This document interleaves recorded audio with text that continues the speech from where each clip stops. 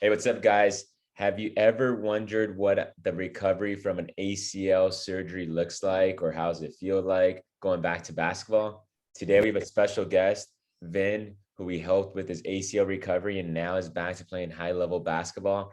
So we're going to go over, his recovery process, how he felt during the process and everything like that. So once again, my name is Marco from the Basketball Doctors, and now we have Vin. So Vin, just go ahead and introduce yourself to the audience so they could kind of get a background of who you are and everything and your injury. All right, hi, my name is Vin Honwin, but people call me Vin or V. My injury, I play basketball at a high level. I'm trying to play college basketball right now. Right now, I'm considering committing to the Elms College in Chicopee, Massachusetts, in Division III. But last week, I participated in the West Coast Elite Unsigned and JUCO Showcase. Awesome, man. So let's just jump into it right now, V. So tell me about that ACL injury. Do you remember what day it was, what you were doing that day before? Can you walk us through that day? Because I know for a lot of people, especially for myself, I know exactly what went down the entire day. Can you kind of give us the breakdown of what happened that day and everything when you tore your ACL? It was like 2 years ago, like September 2020. So it was like during COVID. And I was playing, and me and my friends, we went to a park, right? So we can get our shots up and reps up.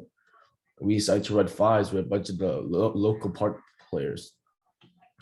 And I got mad, low-key got mad because I didn't want to pass the ball. I didn't get the ball much. And so did a hop step and I landed on someone's foot. I heard it pop. So I heard it pop and I was like, oh, I'm kind of screwed. But like, I just kept, and I was like, man, Kobe played through an Achilles. Let me try to play through that. So I started limping and started trying to play through it. And I heard another pop. And I was like, yeah, I got to sit down. Man, no, that's that pop is that classic sign that everyone hears when they tear their, ACL. So what went through your mind when you heard that pop the second time and you're like, oh man, did he know it was ACL? Did he know what it felt? Or I, you just were like, oh man, it's just like a minor injury. I'll probably be back next week. What was going through your mind? I had a feeling it was like a meniscus or something. Like, because I heard it pop. And I was like, I pray to God it's not an ACL injury. Like, I know how long ACLs take because, like, look at D Rose. And like it took him forever just to get back. So I was like, pray to God it's not ACL, pray to God it's not ACL. And I was like, but as soon as I saw it locked, as soon as like the adrenaline wore down, I was like, just like upset. I already knew like my season was done. My season was done for. Yeah, man, that's the worst. And then when did you find out it was actually an ACL tear? It would be like as soon as I started walking again, I got my MRI done. It was like October 1st. That's when I got the news. And I just sat there like just walked into my room with the report and I was just crying pretty much. Not crying literally, but like I was just disappointed in myself. Yeah, no, that's probably the worst news when you find out, you're in the first step is like you can't believe it.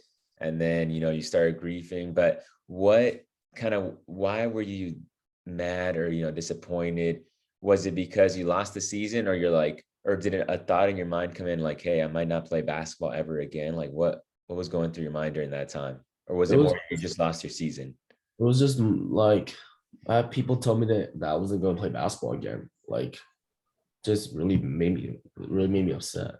Like Yeah. it just hurts knowing that like my whole season and there's a chance that I might not ever play the same as I did before. Yeah, yeah, no, for sure. And then, so once you found out you had surgery, when did you have surgery, V? I had it on October 31st of 2020. Oh, so pretty quick after the MRI, right? Yeah, that's pretty Um, cool. and then you used a, quad tendon graft, right? Where they use that graft and that I used the patellar tendon. patellar tendon. Yeah. Yeah. And then in regards to your ACL surgery recovery, what was the hardest part early on? You have your surgery. What was the hardest part? Once you wake up, you're like, oh, I have a new ACL. What goes through your mind and everything?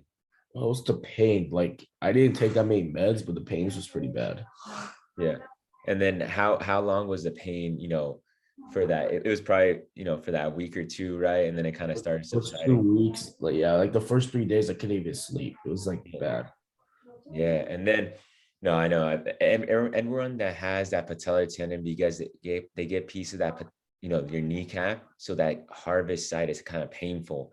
Um, but yeah, V, so once you kind of get through the pain, what were some of the challenges early on in your rehab? And then once you started rehab, did you ever have any, what was going through your mind? Did you have any, you know, issues where like, hey, you know what? I don't think I'll be able to go back to basketball. Did you have any doubt, going back, to running and all this stuff once you just started the rehab? I know it's early, but a lot of people I early on, was, they're like, oh man, this I is was just tough. way too determined to get back. Like I was trying to rush myself to get back on track, and I ended up like I tried running like at 8 weeks out of rehab. So it was like pretty bad. Like I was just so determined to get back to playing again. Yeah, no, for sure. Guys, don't do the 8 weeks. V was a little crazy going back kind of early running, but that determination kind of helps them kind of work hard through the process. In regards to um, your toughest milestones throughout the rehab process, what would you say some of them were? Like, from once you started rehab all the way until you got back to playing full competitive basketball, what were some of the hardest things that you remember doing or encountering? Like, so one of the hardest things was for me was to get my range of motion back. Like I hate it. I've always never stretched, and then I've rarely even stretched to this day too. So I'm like a little stiff still.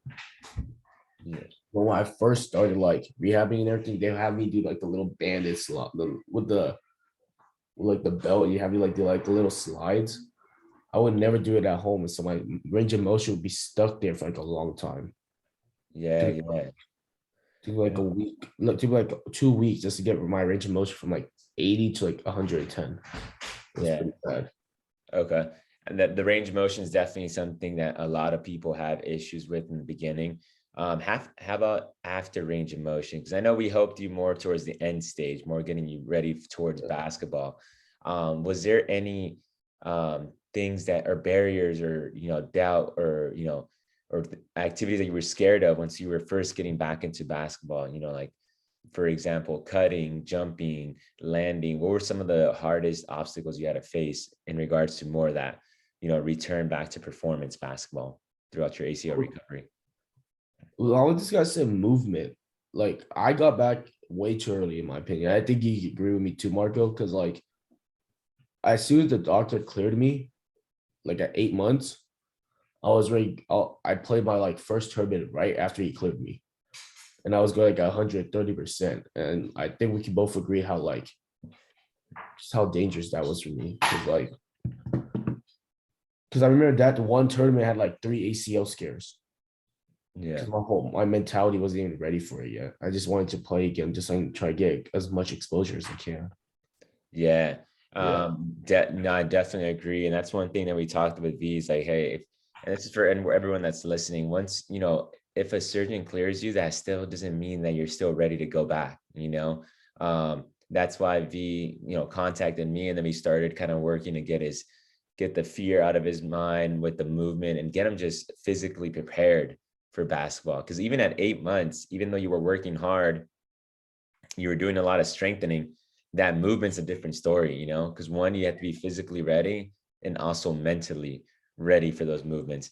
Was there any mental obstacles you faced with, going back to basketball or doing certain movements? I still like have like a little mental, like I still have, like a little mental block sometimes, not gonna lie. It's just like if I do like a hop step or something like that, it's still in the back of my head how I tore it. So it's like I'm like a lot more hesitant to do that move. Yeah. Or No, I definitely agree. I mean, whatever I usually tell people, whatever that move was, the one that created that ACL tear, it's always going to be you're going to have that mental little block, mental little, but the more you do it, the more you get comfortable with. Um, but what other movements would you say that, or any other, mental issues when you're playing basketball? Like, let's say this past weekend that you played, was there any, hesitation when you were playing? there was like no hesitation at this point now. Now it's just me I may have changed my game a little bit more. I'm more of a spot up shooter now instead of like straight attacking. So it's like a lot easier for my body.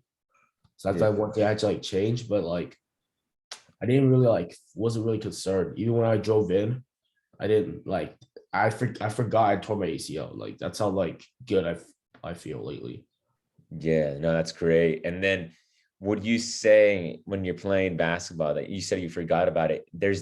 So far there hasn't been a time where you're like, oh man, I shouldn't be doing this recently, as of recently, or you don't even think about it, right? I don't even think about it. That's like the great part about it. And what do you think helped you get to the point where you don't even think about it anymore? Honestly, I just feel like it's just had to be a bunch of reps and just like you have to like tell yourself every day, like I like looked at my knees and oh, what's that scar? Like while I was playing one time and I remembered and I like kind of just like forget about it. Yeah. I had to So like get yourself in that zone. nice, nice. That's awesome what you said, getting those reps in, because the more you do this stuff, the more you practice it, the more, because I tell people it's like, V, you were a prime example. When you went back to playing that tournament, you weren't ready because you haven't practiced those reps. You weren't, physically ready for that. But now, as we've dialed in, it's like, hey, this is, if you want to be successful, you got to start doing this more and more. And now you got to the point where you don't even feel the difference between right and left. And that's kind of what we tell people whenever you go back to sport is if you don't do the reps, if you don't get that exposure to the stuff that you're going to do on the court in rehab or in training, it's just going to set you up for failure. But if you start doing it early, start exposing yourself, just starts getting better and better with the reps. So now that we kind of talked about your recovery, there was a couple of hiccups, range of motion in the beginning, then you kind of going back to, activities early because they just cleared you.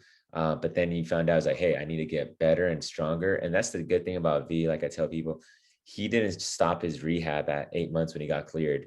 He did go back to sport, and then he was like, hey, I need to continue getting stronger, continue getting working on and move. And you're still strengthening, you're still when I tell people it's like continuum of rehab, you're still strengthening, still working on your game, still jumping more.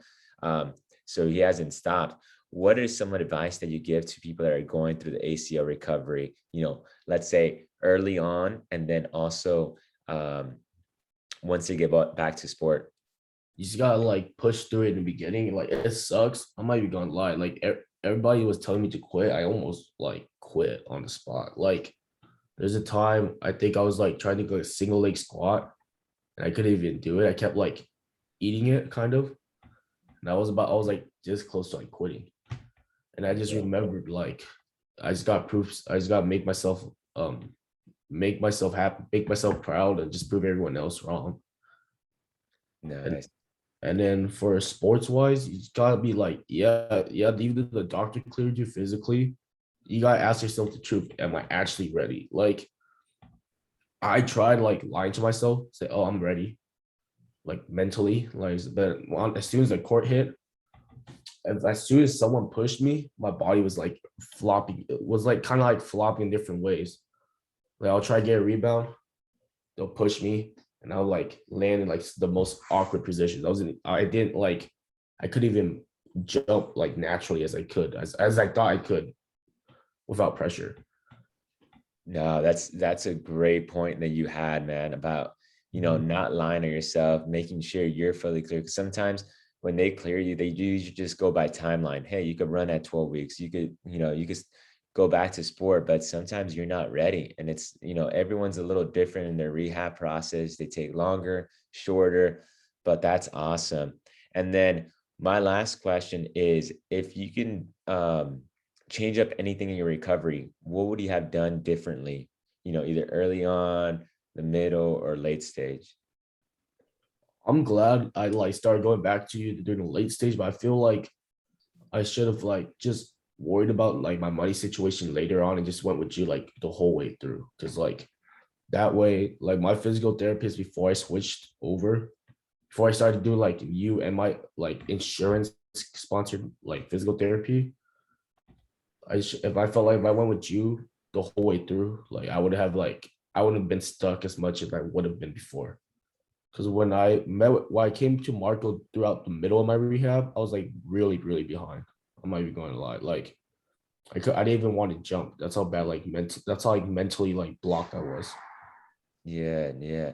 And that's the biggest thing we tell people. It's finding the right therapist, finding the person that's kind of sports based. Cause I know V came to us like, hey, you work with a lot of athletes. I want to get back to sport. My original PT is not sports oriented, but I'm glad we helped, we were to find V, help V and helping him through this process. And now he went from, not thinking like, hey, am I going to be able to play basketball? A lot of people said, just hang it up. And now he's going to go play in the next level in college. And that's awesome. And that's kind of the success stories that we want to hear for ACL surgeries, because as we know, like you mentioned, V, you talk about D Rose, like he wasn't the same. And everyone kind of looks at the failures of ACL rehab, but we also want to celebrate all the people that are doing well and going back to sport, doing all the great things to kind of help motivate. Because whenever you had the surgery, the first thing that goes through your mind, I know for myself too, when I had surgery, is like, how about if I don't go back to sport? Like, and because you always hear those cases like, man, I used to play, but I tore my ACL and I don't do that anymore. But Uh, all the old heads say, if it wasn't for the ACL, I would have gone pro. yeah, exactly. Everyone at 24 in LA Fitness, they're like, hey, if it wasn't for this ACL, I'd have been D1, I'd have been an NBA with LeBron. But that's why we want to make sure we tell people, is like, hey, you could go back. Everyone does it. And then V's a prime example.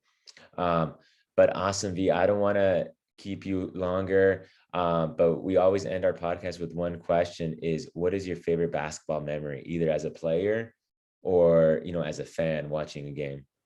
Ooh, it's gotta be this week. Last week, I got the MVP for the showcase. That was like one of my favorite moments. But as a that for me as a basketball player, because like it showed how hard I worked, and I actually did something. It made myself useful. Got the exposure I need to hopefully get a local offer instead of moving down all the way to Massachusetts. Yeah, But as a player, as like an NBA fan, it has to be when Kobe dropped 6 in his last game. dang, that was wild. That was like playoff NBA championship Yeah. kind of caliber. Just the fans, it was crazy. That's awesome, V, man. So thanks for hopping on. A lot of people are going to learn from this and, use this as motivation for them to go back to their sport after ACL surgery. But yeah, V, thanks for hopping on, and then we'll talk to you soon. I appreciate you, Marco. Thank you for having me on here.